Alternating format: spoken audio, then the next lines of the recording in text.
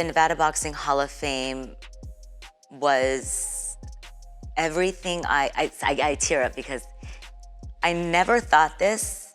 I always knew I would do it. I never thought I would do it in a very, very short amount of time. It was the most amazing experience because to be sitting in a room full of legends that my parents, my grandparents have seen, your grandparents have seen, the records on these people, and they're so happy to be there, to be acknowledged for what they've done in their life. It was magic. To me, it was magic. I made magic happen, but they made it even bigger than I ever thought it could be. What stood out to me at the Nevada Boxing Hall of Fame, there's actually 2 events. Al Bernstein, the legendary commentator, sports broadcaster, writer, author, singer. When I told him, I go, I am batshit nervous. Like, I am so nervous to be standing alongside you. I don't want to fuck up. And he's like, Cynthia, if you don't fuck up, if we don't fuck up, then something's wrong. And he's like, there's always something that happens. He's like, just be yourself. And then just the whole Mayweather Senior and Junior, when Junior talked about his father, he didn't talk about him as a trainer, as a fighter. He talked to him as his son. And it was so sweet. And Floyd Sr. was sitting off to the side. I'm sitting on the stage, and Floyd Jr. is in front of me talking, and no one can see Sr. And I looked over to him, and he was like, his smile was so big and just genuine, and he was laughing and crying because all he wanted to hear was his son to say, I'm so proud of you, Dad. Like, I love you. You know, you were my hero more than anything. And that's all. And I was like, especially with their very tumultuous relationship, it was so, so beautiful. It was so endearing and so sweet. And you could see me just like, and I'm like, oh God, I didn't realize people could see me. I'm like, I'm sitting lower, so I thought no one could see me, but sure enough, y'all could see me right there. But those were probably the 2 that stood out the most and that are just unforgettable moments.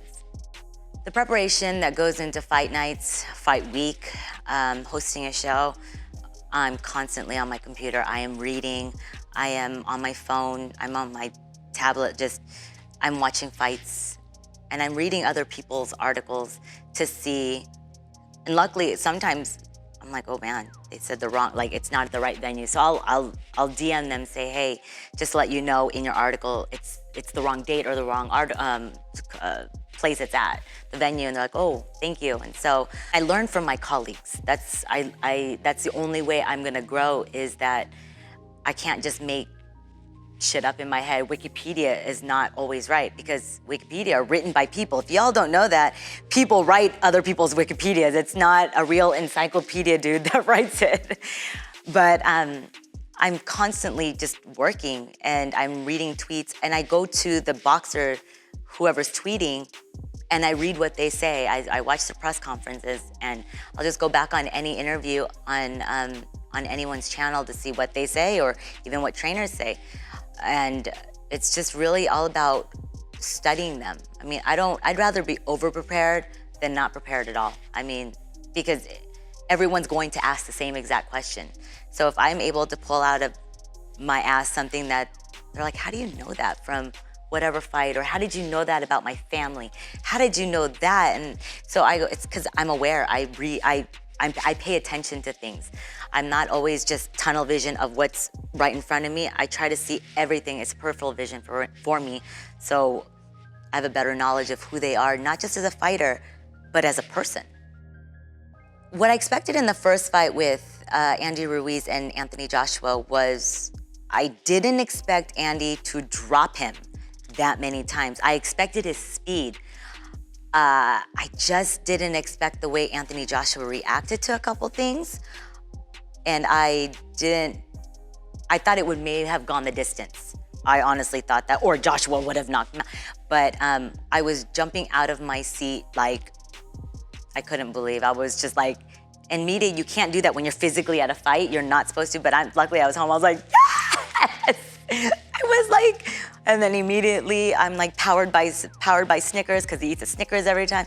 And I was just so active on Twitter, and I'm like, hey, Wheaties.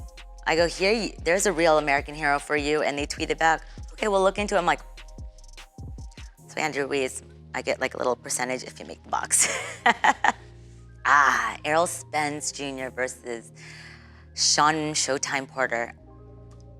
That is a very, very good fight because Porter is a very rugged, dirty dance partner. He'll do what he has to do to get in. But Errol Spence, he's shown us his boxing skills. He outboxed, outclassed Mikey Garcia. He can brawl. He's a knockout artist. He's an amateur. He's an Olympian. He has, I don't know how many, I forgot his amateur record. It's incredible.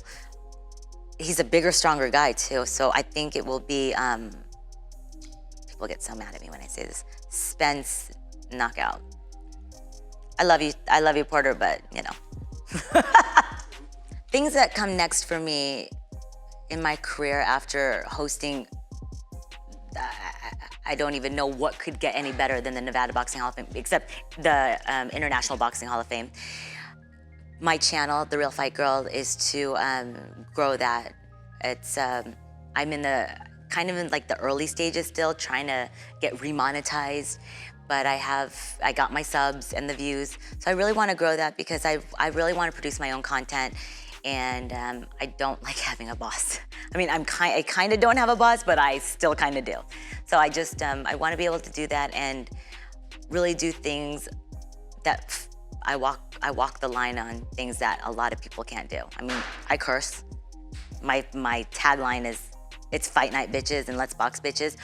People won't say that, but I will. I stay true to who I am and just break in the UK market.